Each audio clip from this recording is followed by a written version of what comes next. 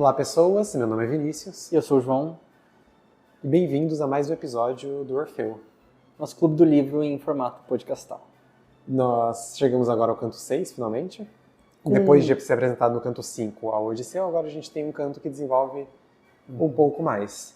Mas antes de entrar no canto, como de costume, a gente vai repercutir alguns comentários.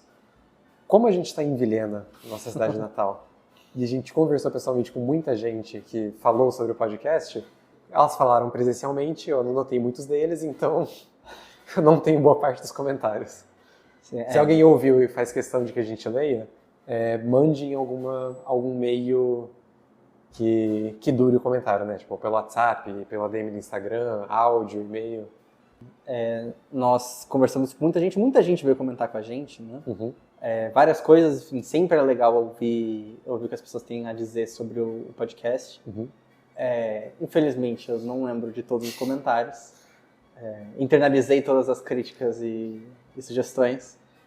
Mas, enfim, não vou conseguir citar pessoa por pessoa, mas eu agradeço todo mundo que veio comentar com a gente. Pelo menos um comentário a gente pode repercutir, que foi da Luanda, porque ela comentou lá no Spotify. E quando vocês comentam no Spotify, a gente recebe notificação, que é mais fácil para acessar. Eu acho que as outras plataformas talvez também, mas o Spotify eu tenho certeza. Que ela comentou no episódio especial 2, que a gente fez um resumão da Odisseia e de outros aspectos em volta do livro para quem fosse assistir o filme. E a gente falou que talvez fizesse um episódio comparando filme e livro, e ela foi uma das pessoas que pediu por esse episódio. Então a gente, como tem a demanda popular da Luana, a gente vai fazer esse episódio. Provavelmente vai sair entre o 6 e o 7, ou depois o 7, mas sai em breve. Sim, tá entrando no forno esse episódio. Outro comentário que eu lembro é que o Diego falou que toma banho ouvindo a gente. Ou ouve a gente enquanto toma banho. Então, um abraço, Diego, que provavelmente está tomando banho agora. A gente queria agradecer também nós fizemos na quinta-feira, 2 semanas anterior à gravação desse episódio, provavelmente 2 semanas anterior da publicação desse episódio também, na quinta-feira, um evento na livraria na Don Quixote, né? Nós dois compartilhamos com o perfil do Orfeu também, comentando isso, tratando da Odisseia, né? Uma roda de conversa sobre a Odisseia. A gente fez uma apresentação, uma introdução sobre o contexto do texto e tal. Infelizmente a gente esqueceu de gravar. Foi o primeiro evento presencial do Orfeu, eu espero que tenha mais. Sim, foi parceria com a Don Quixote, pode se manter, né? Sim. O único problema é que a Don Quixote está sediada em uma cidade e nós moramos em outra, mas sempre que a gente se encontrar dá para fazer esse evento. Sim, foi muito divertido, foi muito legal, foi muita gente, né? Interagir com as pessoas assim de frente, ter a oportunidade de falar várias coisas que a gente ainda não comentou aqui, né? Fazer um apanhado geral do texto, do livro como um todo. Quem sabe no final da temporada a gente faça alguma coisa parecida. Agradecer a todo mundo que participou. A gente estava com alguma expectativa de participação, tipo, uma ou outra pessoa talvez participe, e acabou que a gente ficou 2 horas conversando com o pessoal, respondendo pergunta.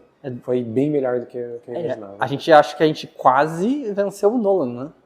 Acho que a nossa roda de conversa durou quase mais do que o filme. Então... A professora no começo fez uma piada de que eles foram contratados para falar por 3 horas. E acabou que a gente quase bateu 3 horas. Enfim, mas fica o agradecimento a todo mundo da livraria, a nossa professora, né? Ana Cláudia. Todo mundo, os amigos que foram, as pessoas que foram que eu não conheço. Sim. Eu não vou nomear quem foi, porque foi muita gente, eu vou esquecer alguém. Ele vai ficar chateado, mas teve parente, amigo.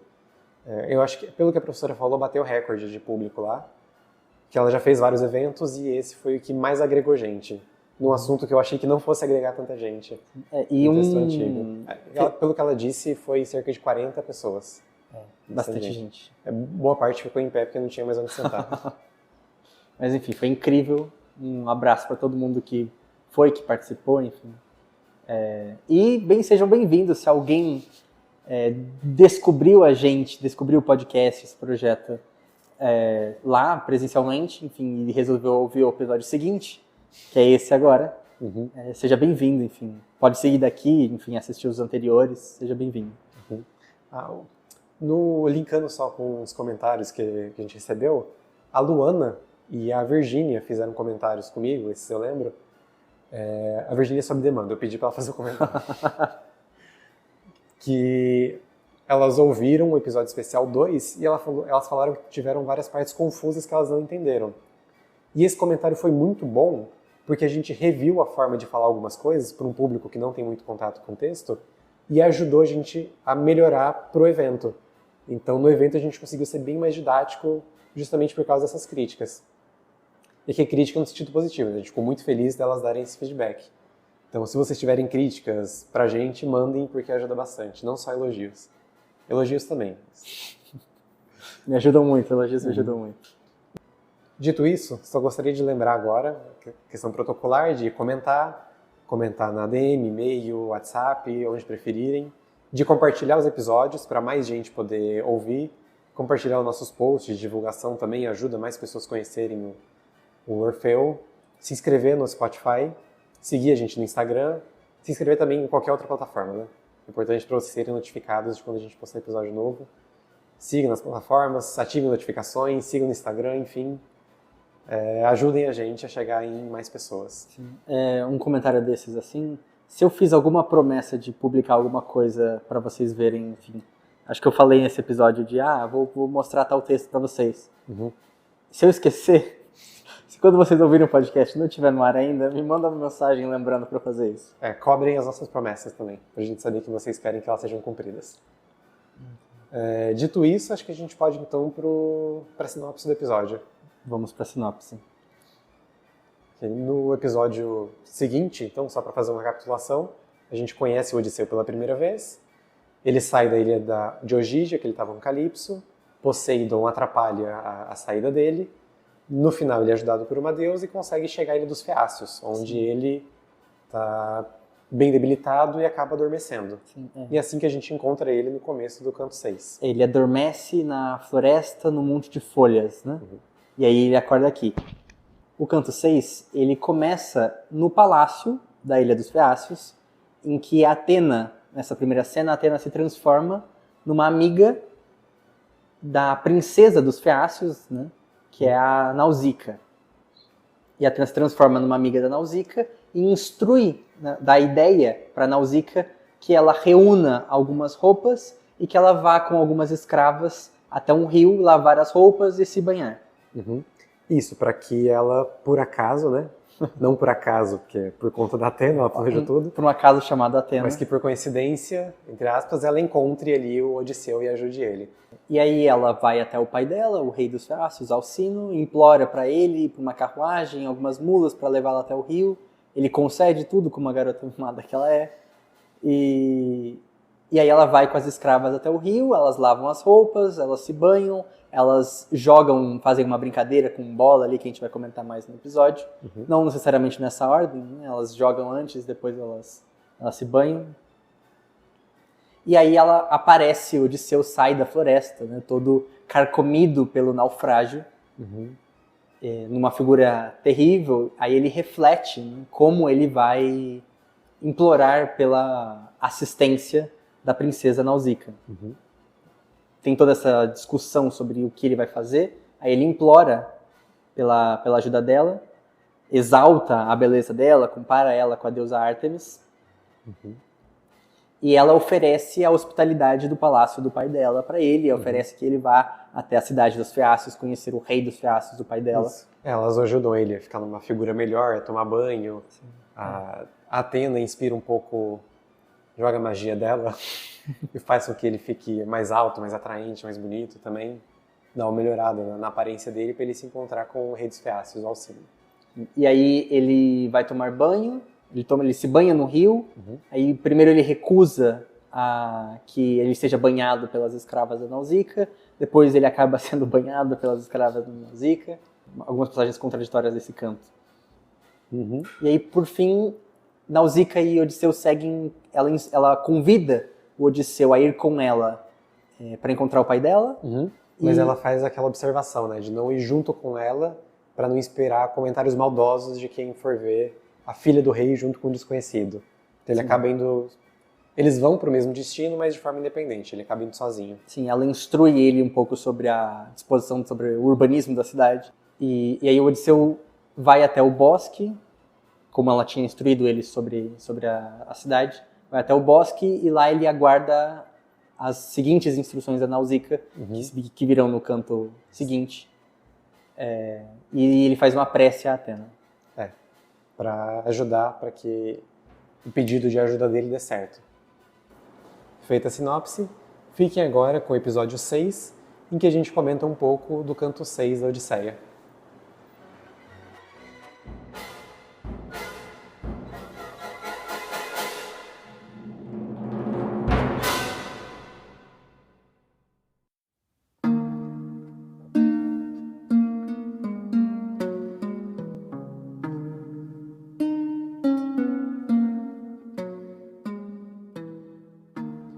Esse canto, então, é o que você falou que vocês traduziram, né?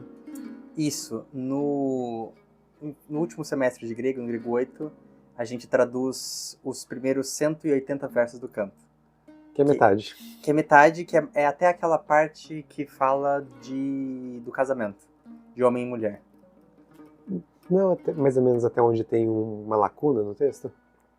Pode ser. O Frederico aponta as lacunas, né? Só tem uma que eu lembre, na Odisseia inteira. Uhum. Que é depois do 185, tem uma lacuna. É antes, a gente para um pouquinho antes da lacuna. Ok. A gente para uns 5 versos antes da lacuna. Essa lacuna ele justifica falando que... não que no material esteja um risco ali, né? Tipo, que perdeu. Mas que a frase não faz sentido sem algum complemento. Uhum. Então dá pra induzir que tem... Ele fala literalmente que é intraduzível sem um complemento. Então dá pra entender que tá faltando coisa. Provavelmente só umas 2 linhas. Assim, pra um texto de 2.700 anos, Tem desse tamanho, falha. ter só uma lacuna, acho que tá aceitável. Sim. E foi uma experiência muito legal traduzir esses 180 versos. Acho que é o trecho mais longo da Odisseia que a gente traduziu. Mas traduziram outros trechos? Eu acho que aparecem outros trechos, mas eu não salvei nenhuma anotação deles. E recentemente a gente traduziu o trecho da Ilíada também.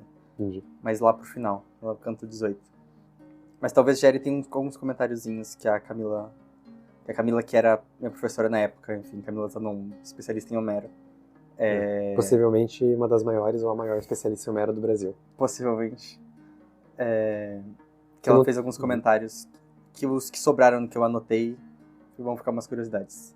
Só aproveitar então uma curiosidade, no verso 1 tem uma nota de rodapé do Frederico que eu achei muito engraçado, porque fala de onde que vieram os feácios.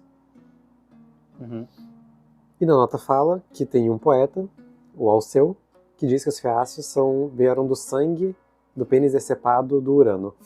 Então ele tem enfim, em algum momento, se vocês quiserem, a gente pode falar mais sobre isso em algum outro episódio. Eu acho que pode ser dos testículos também. Pode ser, acho que... Mas é da região fálica do Urano.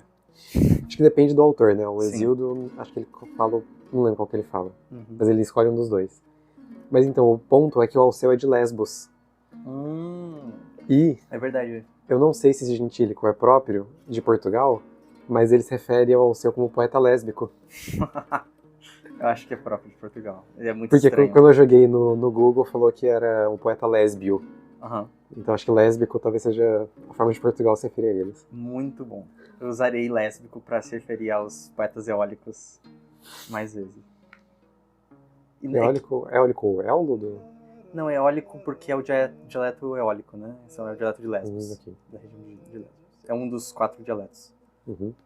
E tem, ainda nesse comecinho, tem uma questão de nomes que eu achei curioso, que o fundador dos feácios, acho que trouxe eles para lá, que eles eram de outro lugar e trouxe eles para essa ilha, é o Náusito, e a princesa que ajuda o Odisseu é a Náusica, no país ou no lugar em que eles são especialistas em trabalhar com naus.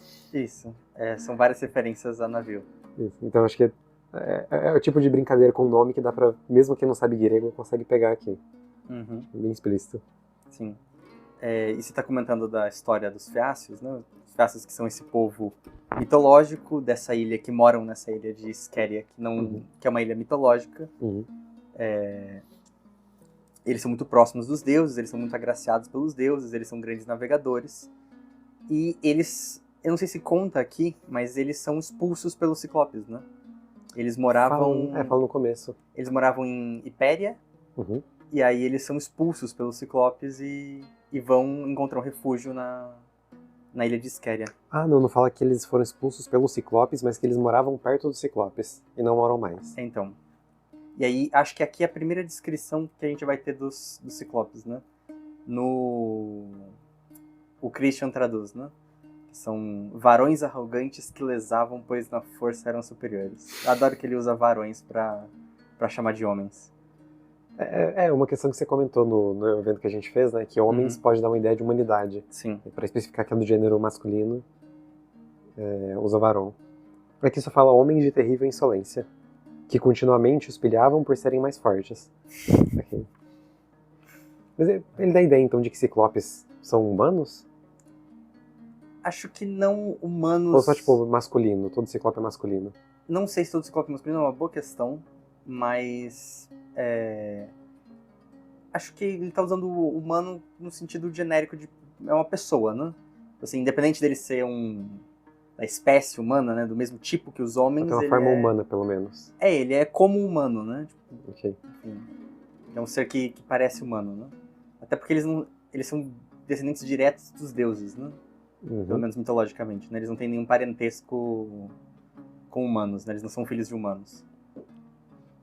O Polifemo é do Poseidon. Eu não sei se todos são filhos de Poseidon. Acho que todos são filhos do Poseidon.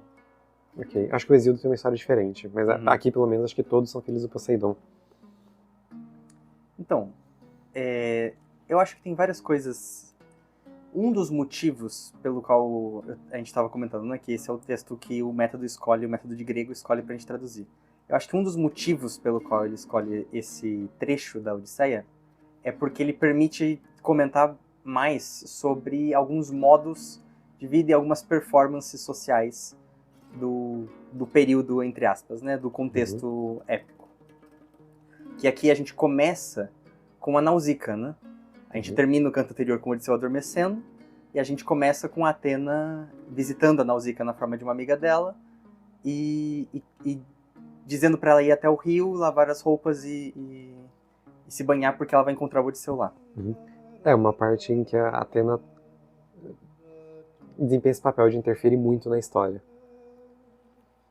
Ela faz todo um rolo de se transformar em alguém, de aparecer pra elas, de convencê-las a fazer tal coisa, de inspirar coragem na Nausicaa, para fazer com que o Odisseu seja salvo.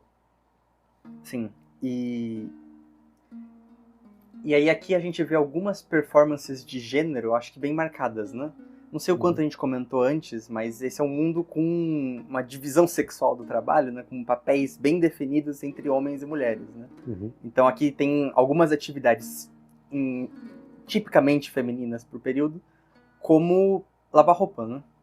Então a desculpa que ela tem pra sair de casa e encontrar o Odisseu, né? Ela não sabe que vai encontrar o Odisseu, né? Mas a desculpa que ela tem pra sair de casa é que ela diz pro pai dela que eu preciso lavar umas roupas. Deixa eu ir no rio com algumas escravas pra gente lavar roupa. Não é estranho que ela lave roupa? É estranho. Sendo, tipo, nobre? É estranho, sim. Tem alguém, eu não lembro quem, mas alguém comenta que seria uma atividade estranha, porque ela é uma princesa, né? Ela enfim, ela não deveria estar fazendo esse tipo de atividade, né? Seria uma atividade dos escravos, né? Mas, por alguma razão, entrou no... O Homero deixou isso passar. É algo relativamente comum na... A Atena estava um pouco criativa, né? Mas acho que é algo relativamente comum nesses textos de... ele não representar tão perfeitamente a estrutura social nesse sentido, né? Porque... Então, é possível que essas personagens nobres apareçam desempenhando tarefas comuns que elas tipicamente não desempenhariam, só porque são atividades comuns desse mundo que precisam ser desempenhadas por alguém nessa história. E todas as personagens são nobres. Então, é possível que o Homero só dispense das personagens nobres para fazer essas atividades que elas tipicamente não fariam pela posição social que elas ocupam, né? Eu não sei se é o caso, mas a mãe da Nausicaa também é descrita trabalhando junto com as escravas. E a Penélope também tá tecendo uma mortalha há muito tempo na casa dela. Não sei se é uma tarefa tão comum de ser. Eu acho que essas outras tarefas são. A tecer é a típica atividade feminina mais comum do período de toda a antiguidade, né, de toda a antiguidade grega. E... Entre nobres? Até entre nobres, sim. Acho que esse não é o ponto estranho. Mas lavar, ir até o rio para lavar a roupa, acho que é uma exposição que uma princesa de um povo tão nobre não seria esperada. Né? Tem o caso também da filha do príncipe de Pilos, o Nestor, do rei de Pilos, o Nestor. Ela dá banho no Telêmaco. Eu não sei se é uma tarefa tão tranquila para uma princesa fazer com alguém. É outro ponto. Eu acho que tinha uma nota falando que era uma tarefa que normalmente se faz que alguma escrava ou alguma serva faz, não uma nobre. E falando em banho, tem uma questão dessas. Porque até aqui, a gente está acostumado a ver várias figuras masculinas sendo lavadas por servas ou por figuras femininas. Tudo por conta da hospitalidade. Isso, por conta da hospitalidade. E, assim, se assume isso como normal, né? Só que nesse canto, o Odisseu fica com vergonha. É o único momento na Odisseia inteira que alguém tem vergonha dessa situação. E não tem muita explicação. Ele só fica com vergonha, mas tipo, no canto seguinte, quando vão banhar ele de novo e ele já tá tranquilo, não tem mais problema. Não, é nesse próprio canto também, né? É porque isso é o próprio Frederico comenta na nota, né? De que é estranho que pela primeira vez um personagem tenha vergonha de se expor, né? Vergonha da própria nudez. Que em todas as outras vezes que aconteceu, o personagem não teve nenhum problema, né? O Telêmaco é banhado por uma mulher e por escravas, enfim, isso já aconteceu várias vezes até aqui. E agora o Odisseu, ele diz que ele se avergonha da própria nudez perante as escravas da Nausicaa, né? Pareceu um pouco Adão, ele. Foi o primeiro momento em que ele percebe que está pelado. E isso é estranho, e logo depois ele ignora, né? Logo depois ele deixa passar. Eu acho que no próprio canto ele... Ah, não, tudo bem, vocês me darem banho, então. Isso. Tem uma nota do Bernard Knox que ele dá tem uma teoria de que pode ser que ele tava com vergonha de estar muito sujo, na verdade. Porque elas encontram ele numa situação bem, bem deplorável. Acho que ele tava cheio de sal, descabelado, sujo. Ele fala, pode ser essa a vergonha, mas sim, não tem mais nada que indique isso a não ser esse comentário do Knox. Sim. Ele acabou de sair de um naufrágio, ele dormiu na folhagem e acordou no sol enfim, dando de cara com uma princesa, né? Tanto que toda a estratégia dele, ele reconhece, né? Esse é um dos grandes momentos de exaltação da eloquência e da astúcia do Odisseu, né? Porque ele se apercebe nessa situação de que ele tá destruído, ele parece um selvagem. E ele escolhe muito bem como agir, né? E é uma das poucas vezes, talvez, em que ele explique pra gente o que ele tá pensando, né? Porque ele explica as duas coisas que ele pensa fazer. Porque ele vê a Nausicaa. A Nausicaa é uma princesa, uma nobre desse povo tão próximo dos deuses, então ela é toda exuberante, né? E quando o Odisseu se depara com ela, né, ele tem toda a comparação dela com a deusa Ártemis, aí tem toda uma relação de castidade, né? A Ártemis é uma deusa casta e jovem, né? E ele se questiona o que ele deve fazer para pedir ajuda dela, né? Se ele deve se jogar nos joelhos dela, né, e implorar, ou se ele deve fazer isso à distância. E aí ele discute isso, né? É uma das vezes que a gente tem acesso aos pensamentos dele. E ele decide fazer isso à distância, né? Ele decide que não vai ser a estratégia correta, que ele se aproxime dela na situação que ele estava. Eu acho que a gente quase não tem acesso a pensamentos de personagens aqui, né? Sim. É bem teatro, a gente sabe o que eles estão falando só. É só quando eles falam consigo mesmo que dá pra ter alguma ideia. Sim, A única coisa que a gente tem acesso é o narrador, né? Então, o narrador não fala o que eles estão pensando. Não parece ser um narrador onisciente. Sim. Quer dizer, não sei. Acho que o narrador não é onisciente? Parece que o narrador é observador. Só que ele tá observando tudo. Pode ser. Pode ser onipresente, então. Pode ser. Tem uma coisa interessante que a Camila comentou com a gente, que eu falei que ia comentar, sobre essa parte do Odisseu implorar para Nausicaa.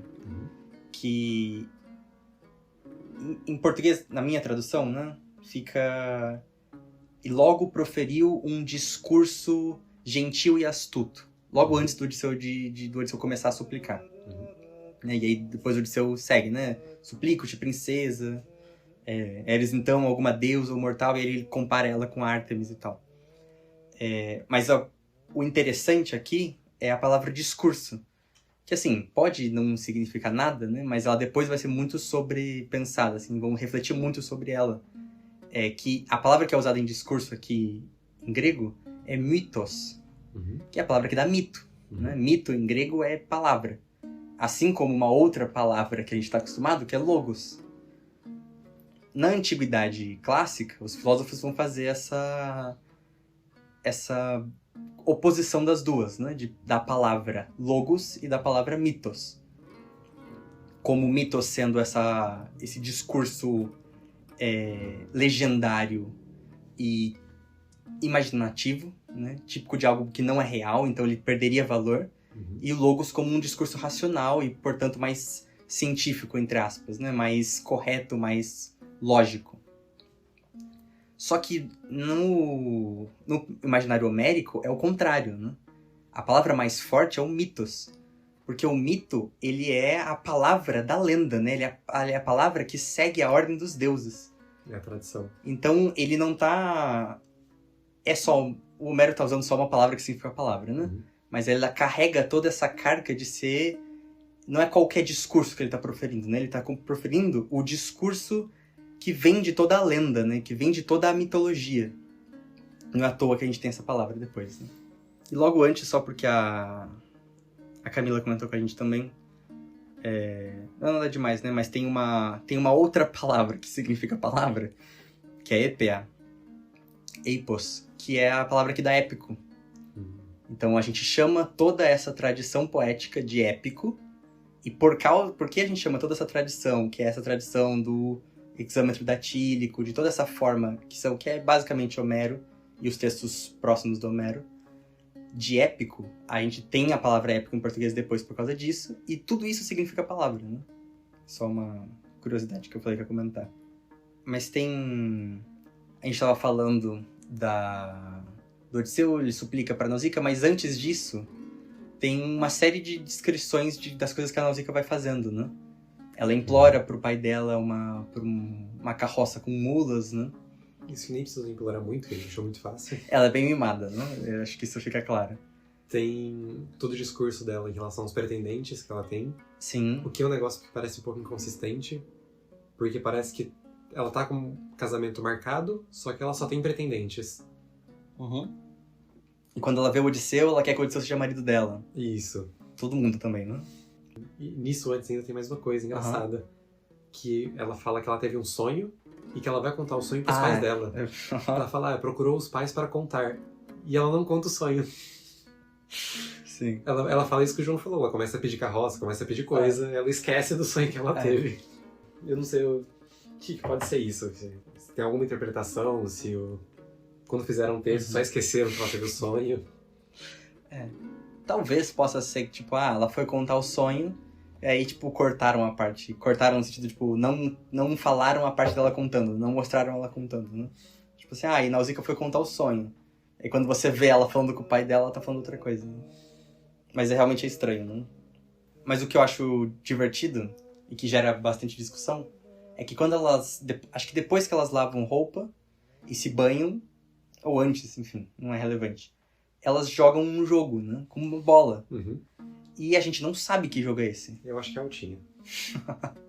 Então é Nausicaa jogando futebol, né? E ela fez aquilo que você comentou uma vez, que elas tiram a roupa pra praticar esportes. Como você falou, roupa é caro, não é bom suar na roupa e nem sujar ela.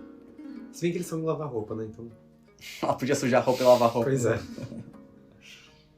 E ela tá indo lavar a roupa de todo mundo, né? Não só dela, dos irmãos e do pai dela, né? Disposição pra alguém que tem servas. As servas vão com ela, né? Pra ser justo. Enfim, aí só comentar que elas jogam esse jogo com bola, que elas ficam passando uma bola uma pra outra, né? E aí a bola vai pro mato e por isso elas descobrem o Odisseu, né? É bem coisa de... É bem cena de filme, né? Sim. Que você tá jogando futebol e aí a bola bate, quebra a janela e aparece um personagem. Não, dá pra imaginar, inclusive, a Atena fazendo isso. Tipo, a bola vai alta, ela joga um ventinho pra bola cair no céu. Só que a gente não sabe como ela joga essa bola, né? Tipo, o que ela tá fazendo? Se ela tá jogando com a mão... Ela deve estar jogando com a mão, né? Mas se ela joga com a mão, se ela joga com os pés, se tem uma regra, né? Enfim, a gente não faz ideia de como é esse jogo. Não dá um nome pro jogo também, né? Eu não sei se era intuitivo no período. Tipo, jogar com bola é isso. Tipo, se eu falo hoje que eu vou jogar bola, é deduzível que é futebol, né? Acho razoável supor que não era futebol. Não, mas que só falar que ela vai brincar com a bola, dê pra entender alguma coisa. Sim, provavelmente. A gente também não sabe do que a bola era feita, né?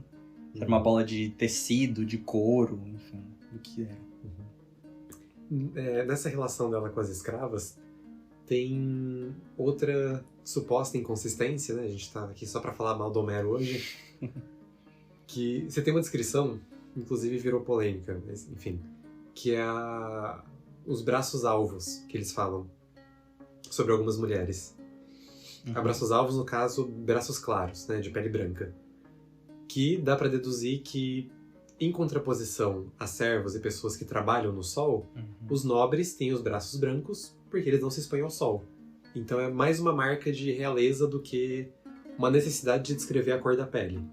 Inclusive, e isso que usam pra falar que a Helena também era branca, mas provavelmente é só pra falar que a Helena era nobre.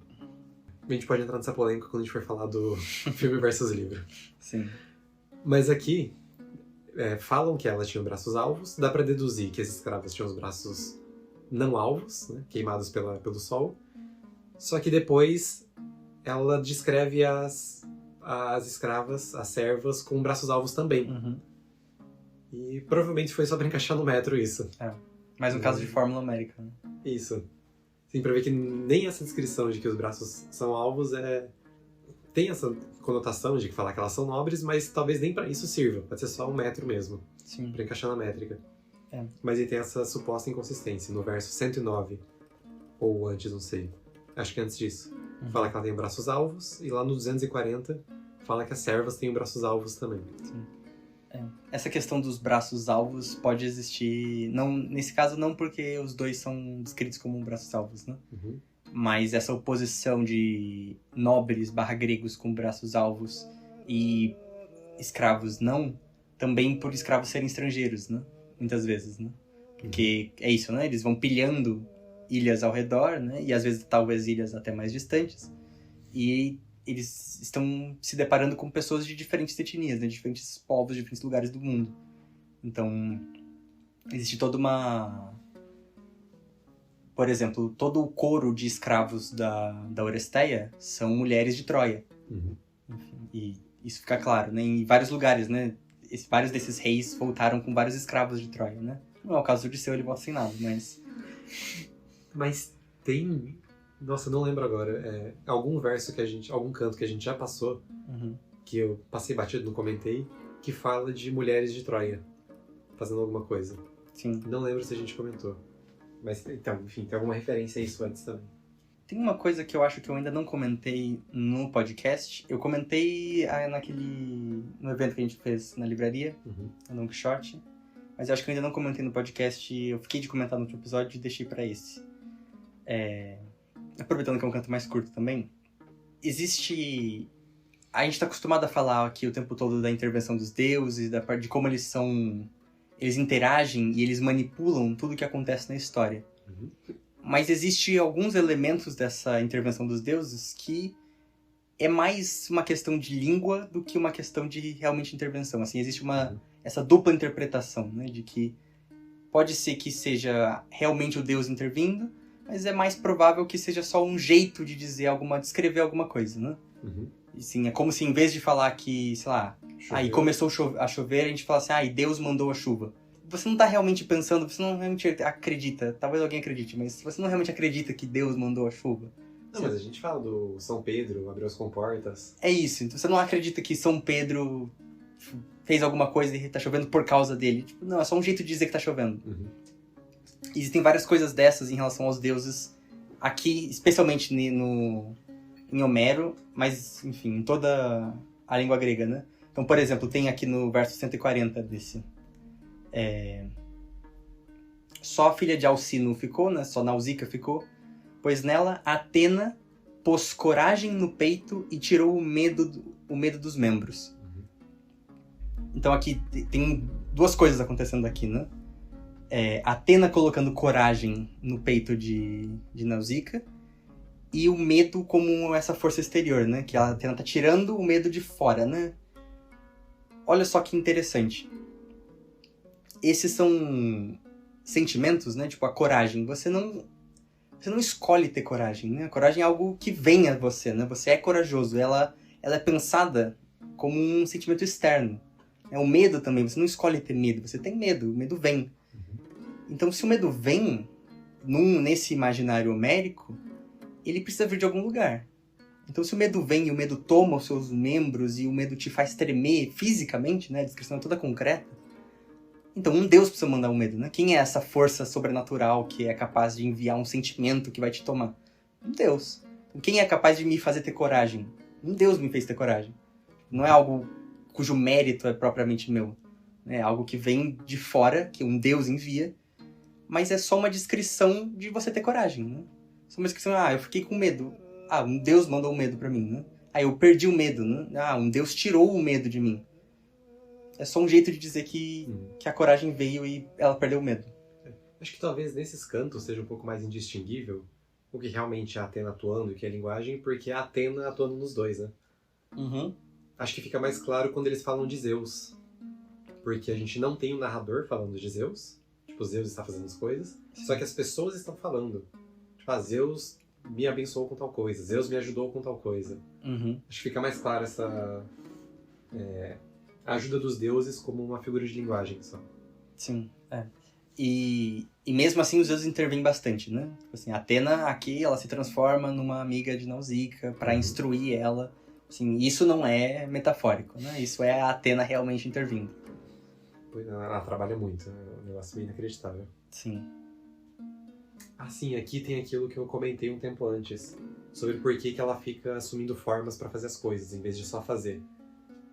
Nos últimos versos do canto, fala quando o Odisseu reza para Atena ajudar ele com alguma coisa, e fala, assim rezou, abre aspas aqui, assim rezou, e ouviu a deusa Palas Atena. Mas não surgiu diante dele, cara a cara, por respeito para com o irmão do pai, que furiosamente se encolerizava contra o divino Ulisses, até que ele chegasse à sua casa, fecha aspas. Então a gente tem meio que uma resposta que eu já tinha adiantado para a questão de por que ela não aparece de frente para ela e age às claras, né? Porque ela fica arranjando jeitos. Assim, não necessariamente isso aqui percorre o texto inteiro, mas pelo menos nesse canto ela não faz isso em respeito ao Poseidon, para não ficar tão evidente que ela tá atrapalhando o Poseidon e ajudando o Odisseu. Acho que um último comentário, não sei se você tem mais muita coisa a comentar. Na verdade, mais 2 comentários, né? Tava olhando as minhas notas aqui e eu falei do jogo, a gente falou do jogo de bola que elas fazem, né? Elas vão jogar bola. E eu esqueci de comentar que tem um componente musical, né? Que elas estão cantando enquanto elas jogam, né? E isso é algo muito comum, a gente imagina que seja algo muito comum nesse período de você desempenhar atividades físicas, não só exercícios físicos, né? Não só esportes, mas qualquer atividade, por exemplo, TC, por exemplo. A gente imagina que as mulheres, só para contextualizar para as pessoas, as mulheres, em geral, nesse período e durante grande parte da Grécia clássica, elas viviam em um cômodo específico da casa, que é o gineceu, né? Que literalmente é o cômodo das mulheres. E a senhora da casa e as escravas ficavam lá. E elas ficavam lá o dia inteiro tecendo. E é provável que elas ficavam cantando. Inclusive, alguns especulam que alguns desses cantos mais antigos eram trechos do que viria a ser a Ilíada e a Odisseia. E note como essa tradição oral está presente na vida dessas pessoas como um todo, né? Não só os aedos. Diferente do que nós fazemos, essas pessoas estão cantando o tempo todo, né? A relação que elas têm com a música é outra, porque não tem, enfim, elas não tem Spotify, né? Elas não tem como reproduzir a música não é própria dos cantores. A música é algo presente na vida como um todo, você faz as coisas cantando, né? Você não tem como colocar um fone de ouvido e fazer as coisas, você precisa cantar. Não, mas as pessoas também tomam banho cantando. E talvez um paralelo mais interessante com o jogo delas as crianças terem brincadeiras que cantam. Tipo, Escravos de Jó. Legal no cachê. Sim. Tem uma série de cantigas de criança em que elas atuam fisicamente na brincadeira, seguindo o ritmo de alguma música. Exatamente. Mas acho só legal ressaltar que é isso, né? É um mundo que tem uma outra relação com a música, né? Que a música é cantada o tempo todo enquanto você desempenha atividades. E a gente não faz isso, tipo, é uma outra realidade pra gente. Isso, no campo de futebol, quem canta é a torcida, não os jogadores. Mas é que aí, tipo, é inimaginável pra gente tá, sei lá, fazendo crochê e cantando. Cantando, não ouvindo uma música e repetindo a música como a gente faz, né? Mas cantando algo do nada, né? E até isso reforça essa ideia de tradição oral, né? Essas canções estão sendo repetidas a todo lugar, em todos os contextos. Não só pelos cantores, né?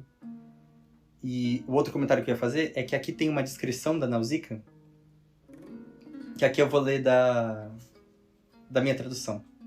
Inclusive, talvez, se a gente resgatar o site, eu posso colocar essa tradução lá, se alguém tiver curiosidade. A minha tradução dos 180 versos iniciais desse canto.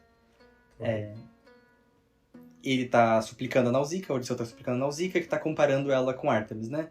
Aí te comparo com Ártemis em forma, em beleza, porte e estatura. Estatura, por quê? Porque os deuses são grandes, né? São fisicamente grandes, né? A grandeza deles não é só em esplendor, né? Eles são mais altos, eles são mais fortes, eles são mais físicos do que os humanos. E aí ele tá descrevendo a Nausicaa tem todas essas características quase divinas, né? Provavelmente na contraposição entre ela e as escravas também. Ela vai ser mais alta que elas. Acho que eu só ia comentar disso, né? De que tem também essa contraposição com as escravas, que provavelmente as escravas são baixinhas. E que os deuses, eles têm essa imponência física, né? E que as características que assemelham alguém a um deus também envolvem isso, né?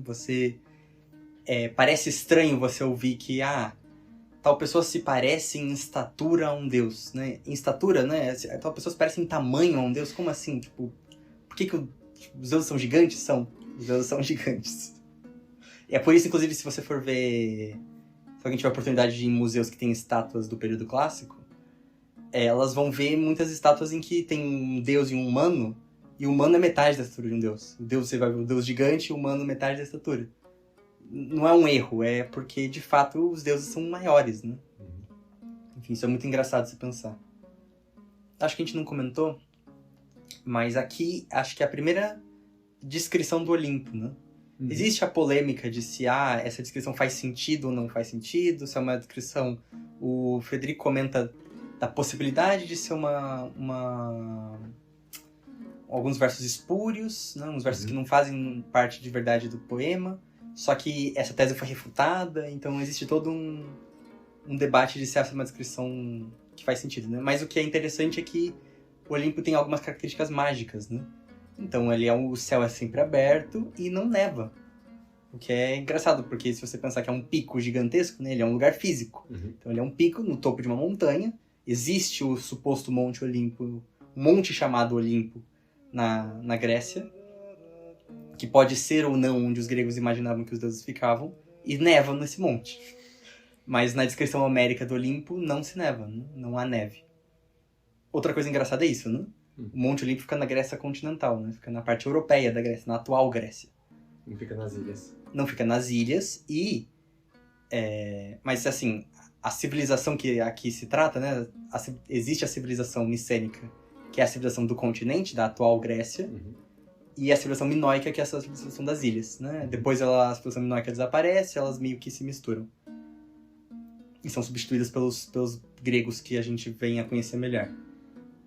Mas Homero está escrevendo na atual Turquia, né? Na costa da atual Turquia, né? Ele está escrevendo na Ásia Menor, no outro lado, numa colônia grega do outro lado do Egeu. Então ele nunca teve acesso a esse monte que está do outro lado do continente, né? E mesmo assim, o mesmo lugar é referido pelos deuses, né? Enfim, é só uma curiosidade. Talvez ele faça uma descrição sem saber como é o Monte Olimpo ou como é um monte. Ou talvez só imagina um lugar meio idealizado. Ou talvez o monte tenha sido nomeado depois, né? Pode ser só que fosse um monte muito alto, que porque existe esse lugar mitológico onde moram os deuses, que se chama esse Monte de Olimpo, né?